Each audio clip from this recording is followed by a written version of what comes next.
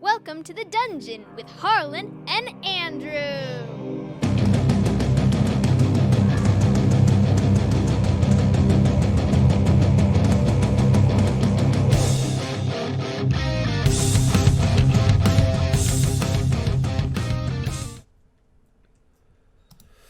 Hi, hello. Here we are. Welcome to our penultimate episode of the dungeon this year.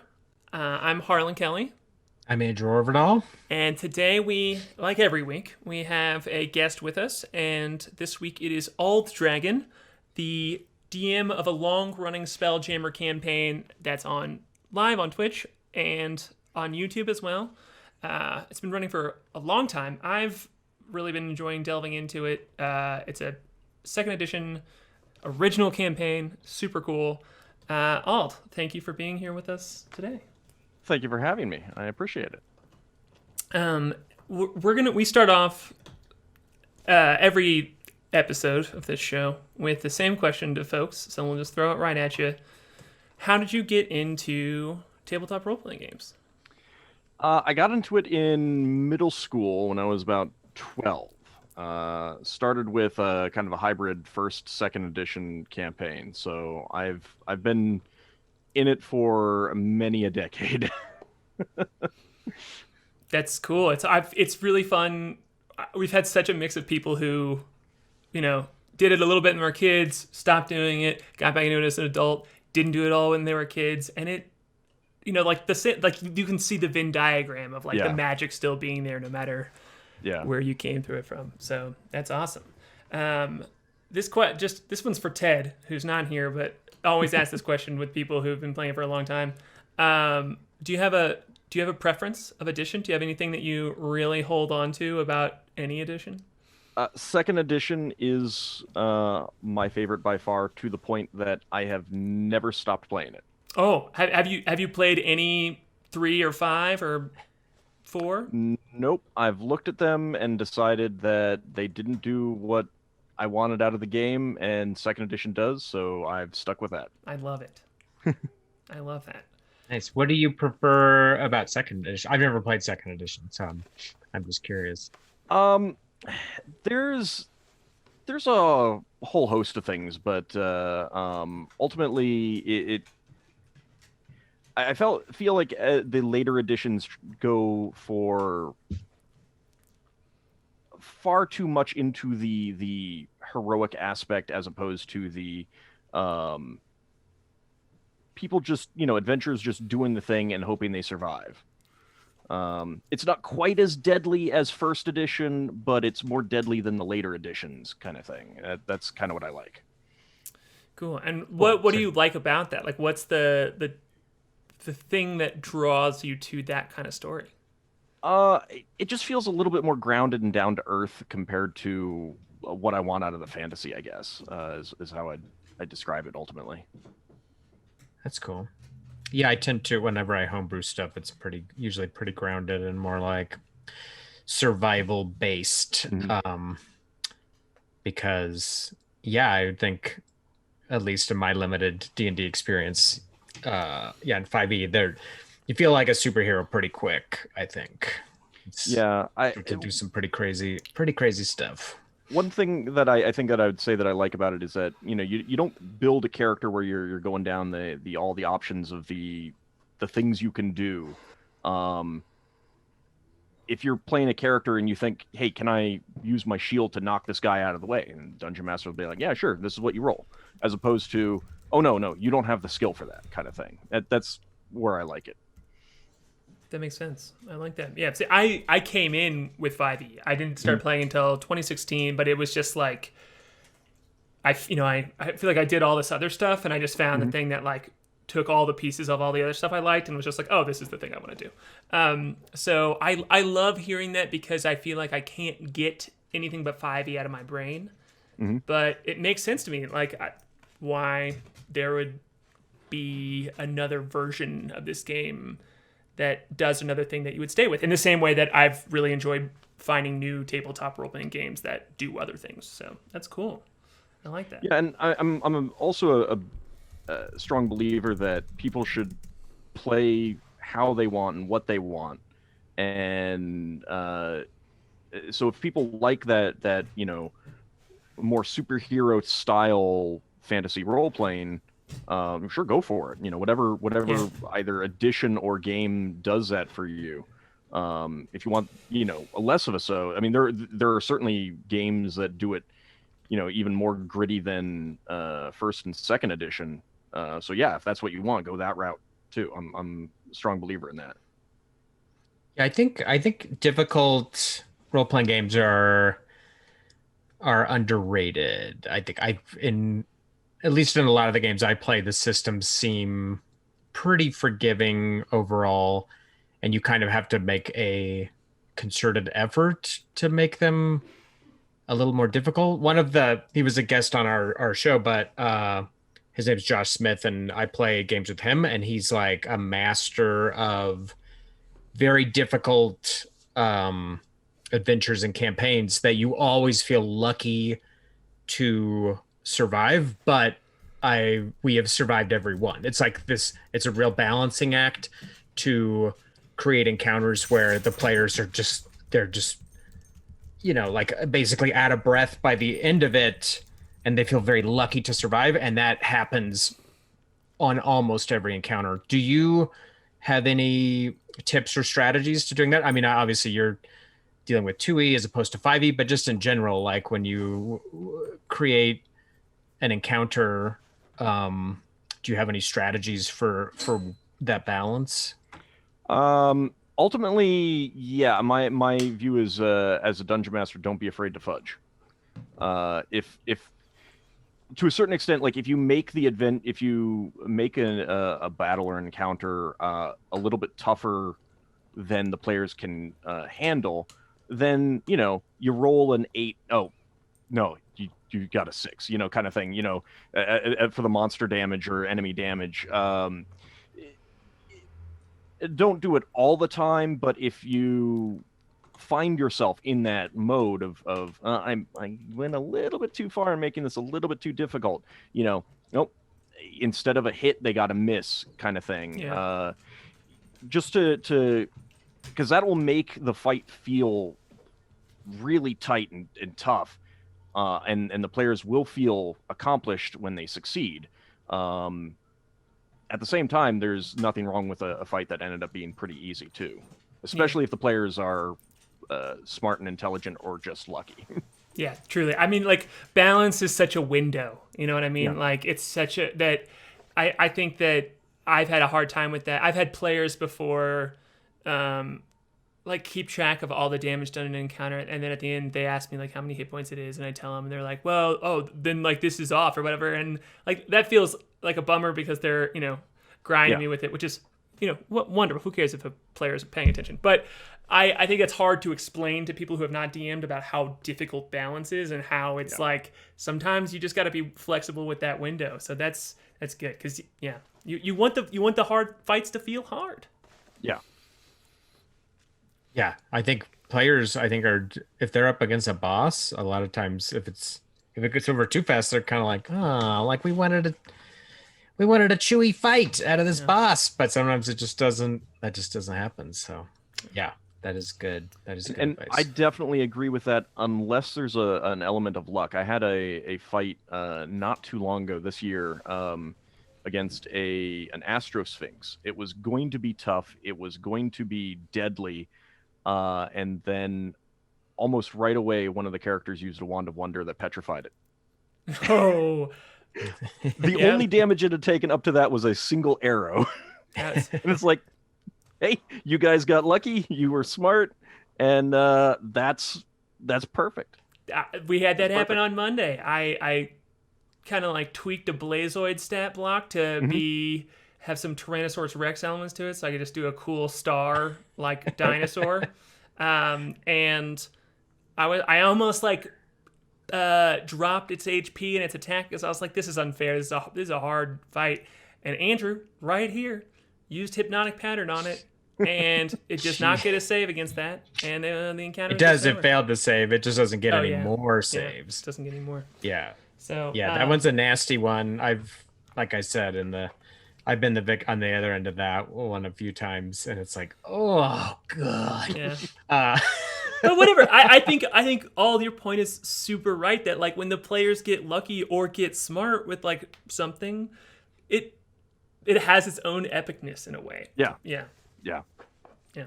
yeah, and that one with hypnotic pattern, because if another creature jostles them out of it, then they're out of it. So I was like, oh, okay, if I gotta make sure my bosses have at least one little goofball around to come slap them if that happens. But yeah, there's just some of the spells like polymorph is another one where it's like, oh, my boss, my awesome boss.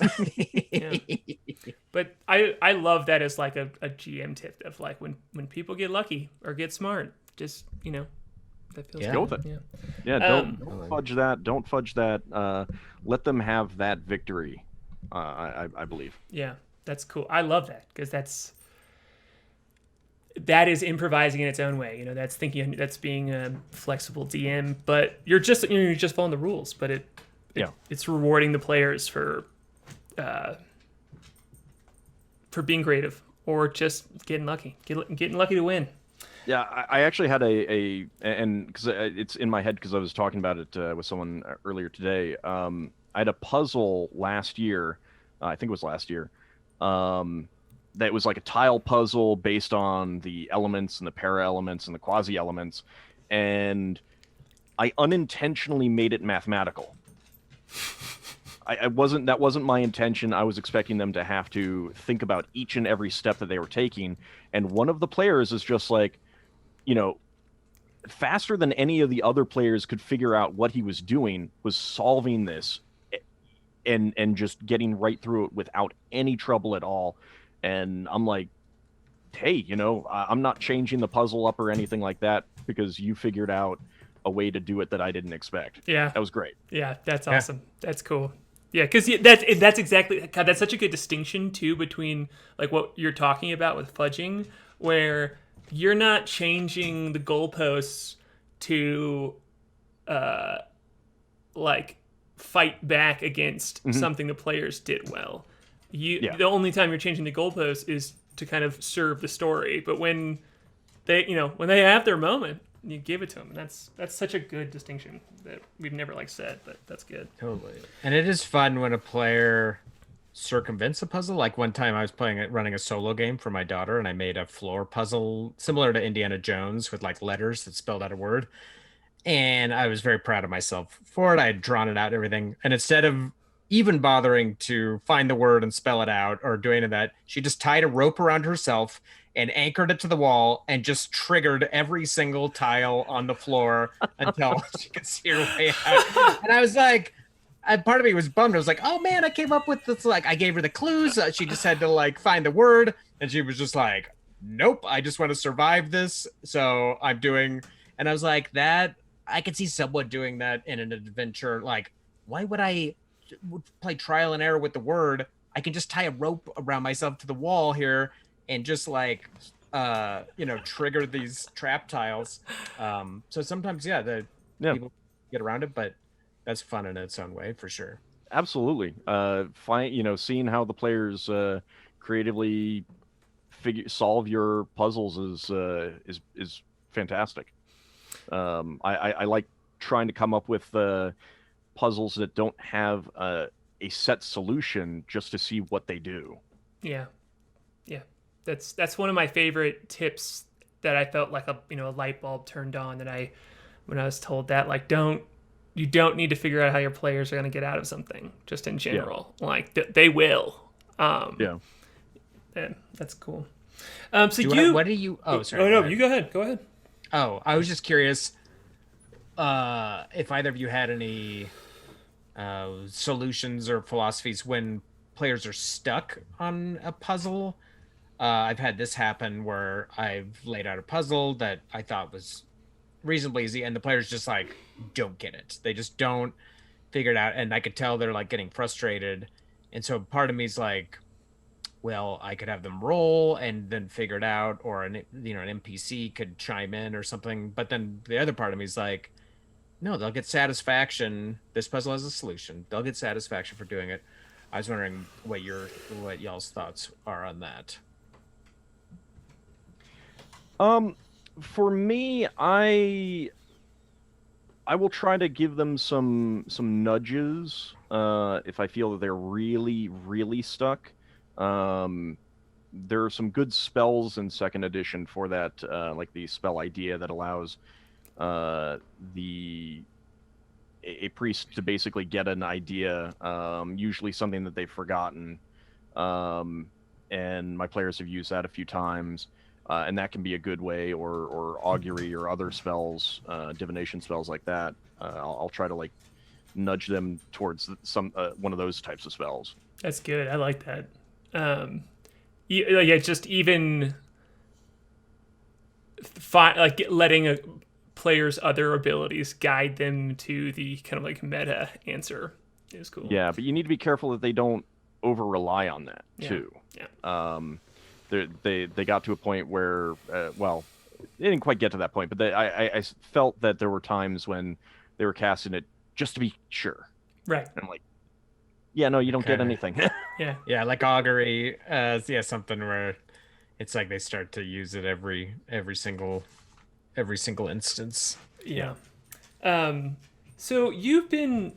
My answer to that is I straight up don't run riddles or puzzles because I think that this is maybe something I should shake. But when I started playing, I started DMing. I was DMing for my friend Ted, who is a math PhD student, or he has his PhD in math now, and also has just been playing D&D forever. So I can't like ever beat him in either way. That's like a tricky word puzzle or like a logic puzzle. He'll just get it every time. So I just abandoned that. But I should do it. I should find some. That's But so you've been running a Spelljammer game for a long time. I think you are on the 14th adventure. I should have written it down. 16th. We just started the 16th adventure, yeah. And it's been going on for 3-ish years now. 4-ish years, somewhere in there. That's awesome.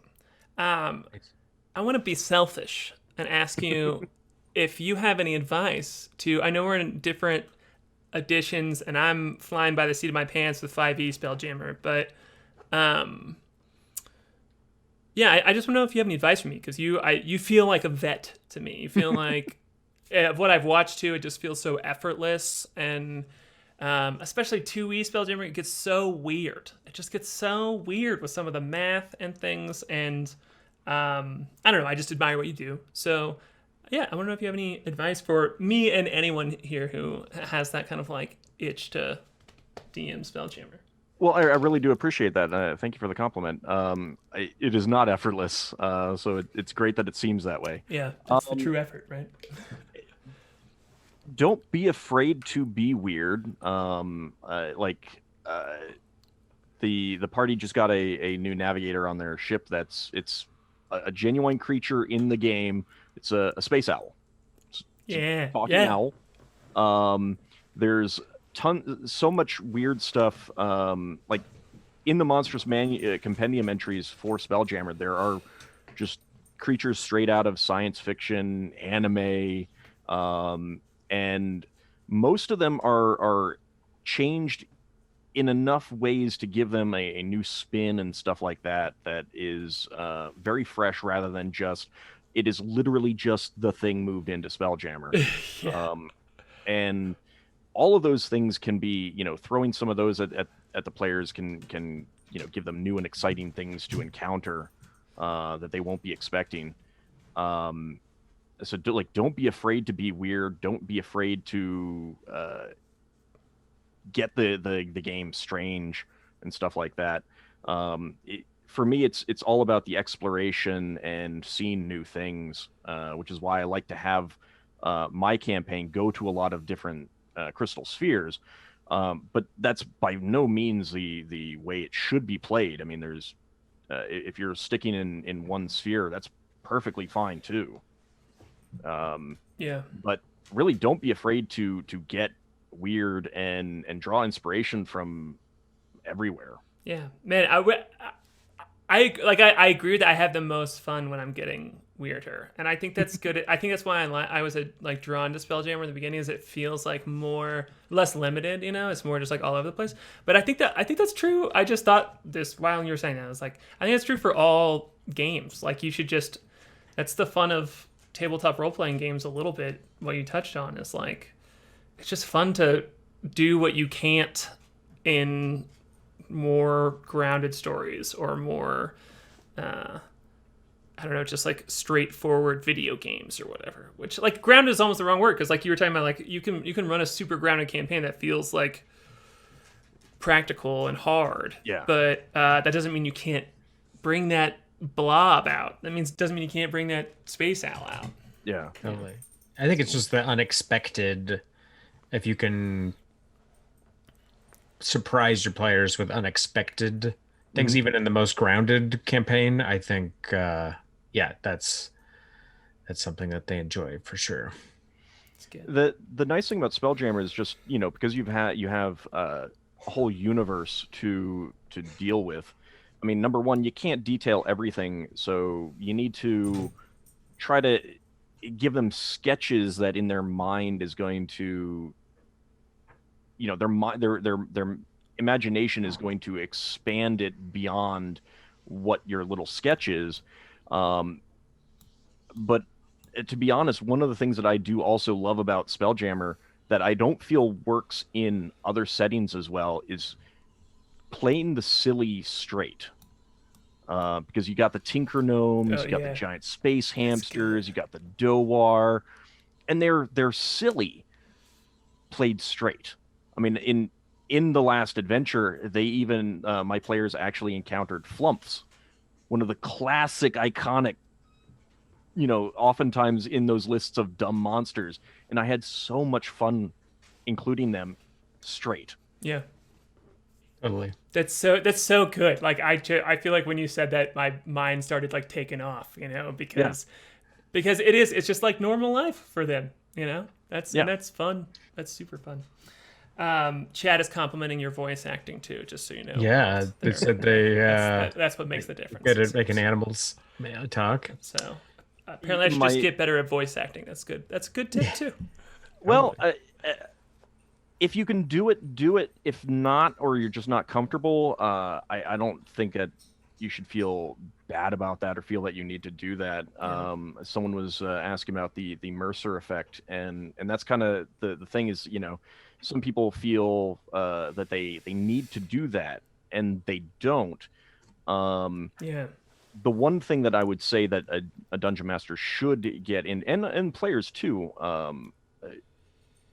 maybe not should, but it might be a good idea to try, is to just not necessarily voice act, but have a voice, maybe an intonation or using certain words or something like that, to let everyone know, the dungeon master, the other players, viewers, if it's being streamed, that, one thing that you're saying is in character, and another thing that you're saying is as the player or the dungeon master.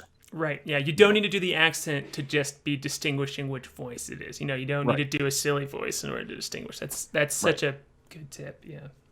But one of the advantages of that is just then everyone knows when something is done in character and something is done out of character. Yeah. Yeah, that's good. I love trying to think of those things, and I wish I had a big long list. You know what I mean? Like I feel like I run out too fast, but there's so many. It's just. Well, we have a bunch of good questions in chat too. So why don't you, if you want to jump to the roll table, let's get that out of the way first. I'm sorry, my dog wants to be a part of this interview. If you've got a D20 for us, we've got a random roll table full of questions, and just go ahead and give us that roll. Let us know what you get. All right, let's see. 2.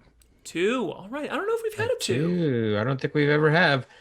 Have you ever kicked someone from a game? And if so, under what circumstances? It's kind of a serious one. We've never done that one. Yeah. Not really kicked. I did have a player who I felt was just coming because they felt they had to, or they felt that they didn't want to disappoint me or something like that. But it didn't seem like they were having a lot of fun. So I did talk to them and ended up amicably leaving the game. But no, I haven't kicked anyone. What a good like I feel like I always spend too much time kind of, there's like that Matt Colville quote that's like, I'm having fun if I'm having fun as a DM if my players had fun. And I think the thing that eats my brain a little bit about that is like, then it puts the pressure on like, are you having fun? Are you having fun? Tell me if you're having fun so I can have fun. But I love that you had that recognition to be able to hit that player up and be like, hey dude, it's cool. Like, it's totally okay if you don't want to play. And that was a good out. Yeah. And that's one of the things is that, even setting aside problem players, just DMing style, certain DMing styles are just not for everyone. And it's, and every player should feel comfortable and okay saying, hey, I appreciate, being allowed into this game. I'm not having as much fun as I had hoped. So I'm going to take my leave.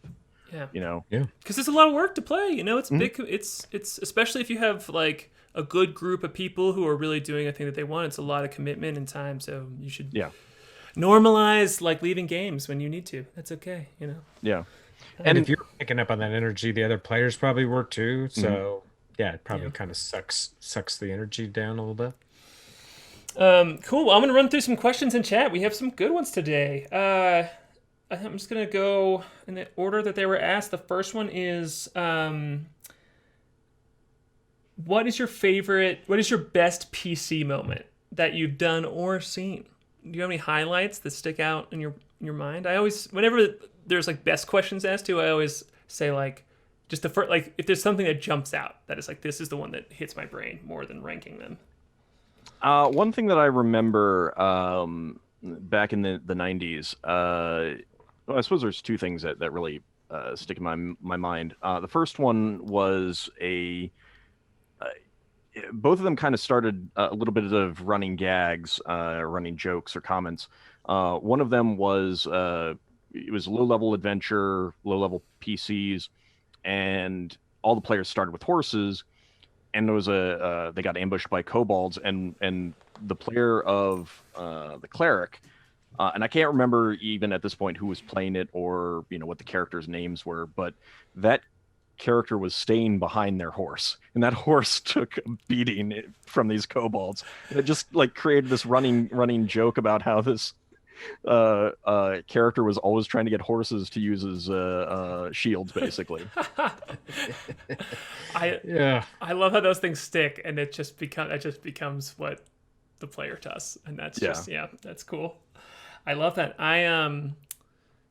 Andrew and I are in a game that I didn't even think this was going to be a thing, and they stumbled across a horse where I was just like having fun, and I was just like, sure, there's a horse who talks in this stable. Speaking of I just like wrote it down, yeah. And then it became such an important piece of the game because they just nat 20'd and found that horse, and we brought it everywhere we could, and we always take care of it, and we always have to like wherever we stay, we got to make sure this horse can be cared for. Yeah, that's pretty. Those are the most fun. As much as you plan as a dungeon master, it's always the little tiny things. That's cool. Yeah.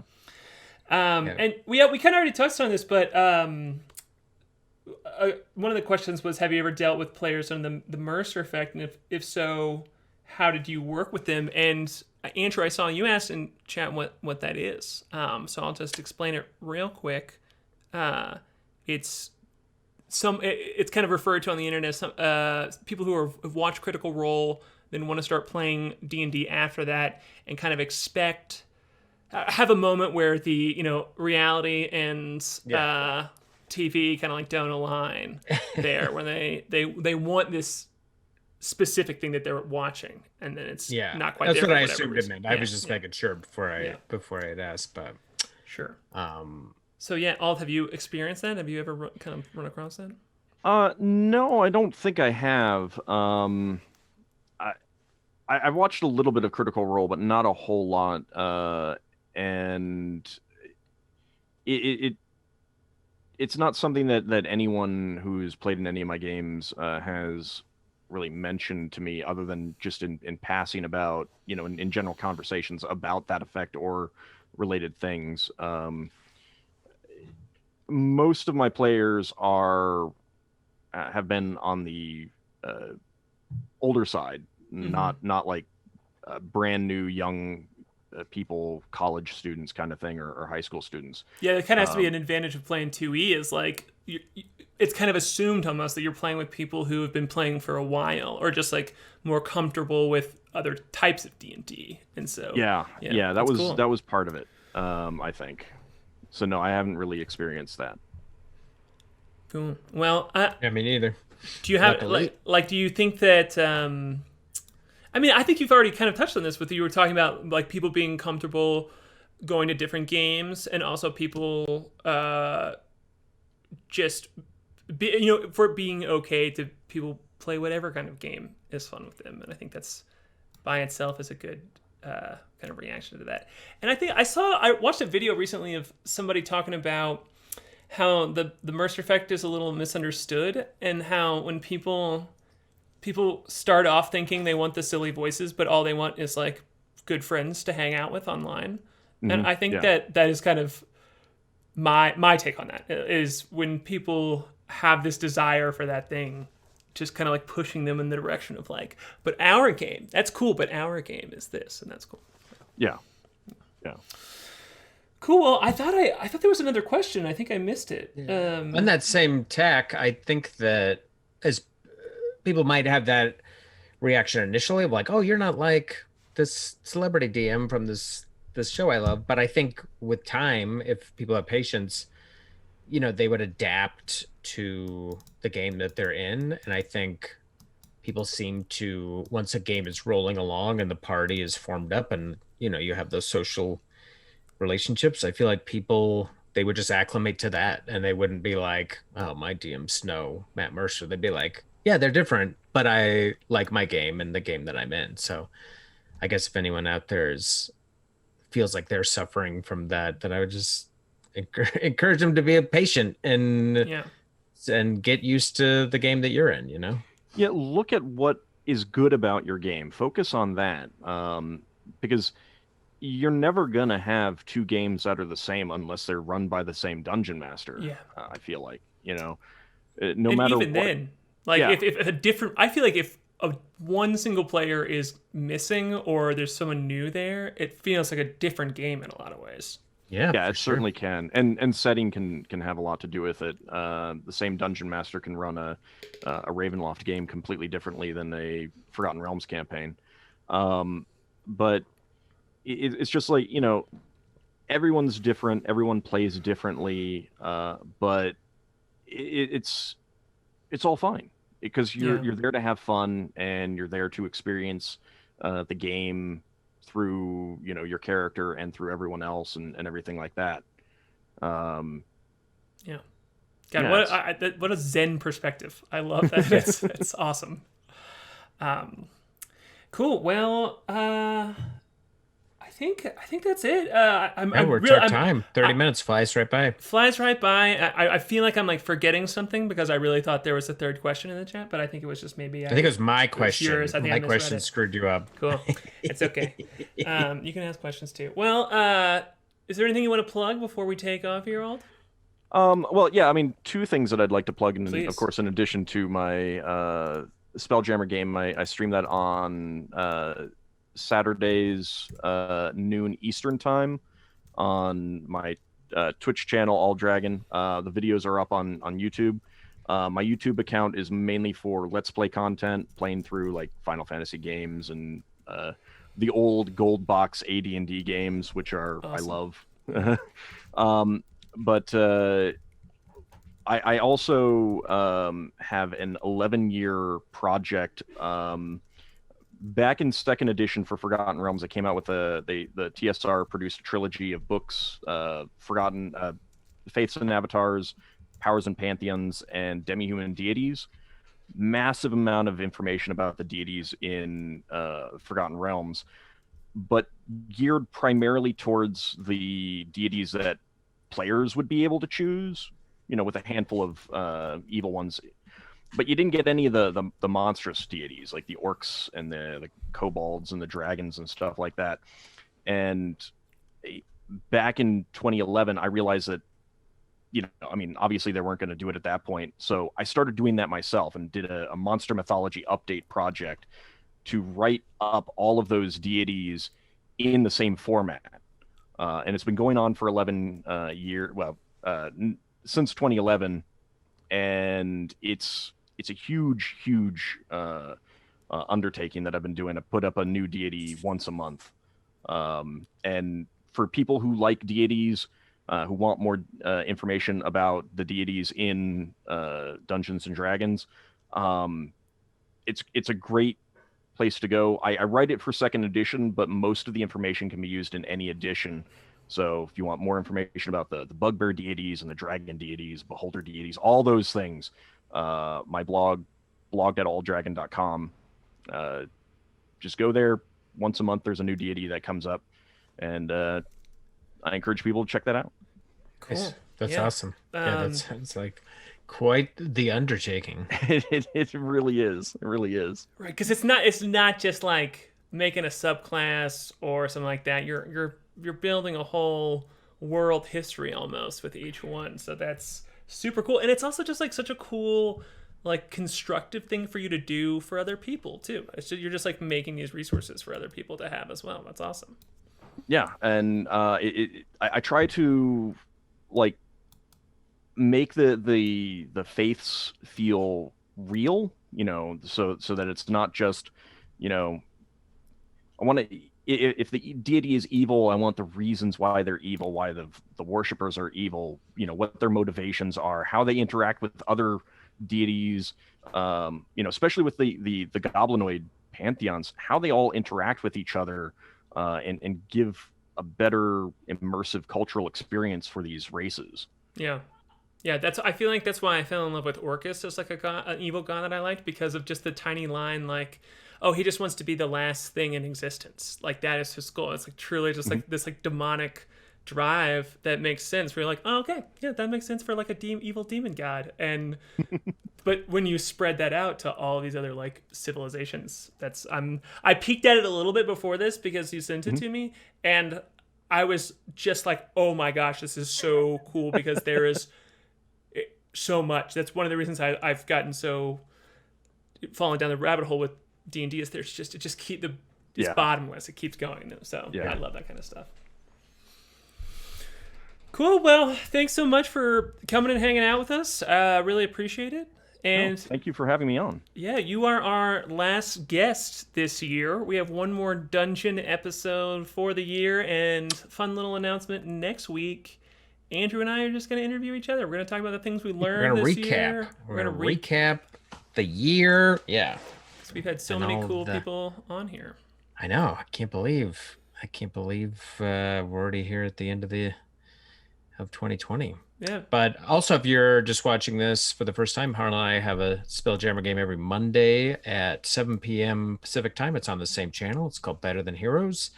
And we're playing some 5e Spelljammer with a crew of comedians. It is a lot of fun. Some wild times. So if you want to check that out, we always have recap videos so you can jump in and on any episode. Yeah, come point out all the things I do wrong about Spelljammer. I know. Yeah, all about what you want to do, what you want it to be like. Yeah, it's my view. I know. I've seen the work that you do in your game, and I'm like, okay, cool. This is I aspire to that rigor. So cool. All right. That's it. That's it. And don't forget, tip your DM. Tip your DM. All right. Thanks, everybody. All right. See you next week. Thanks for having me on. Yeah. Goodbye. Bye.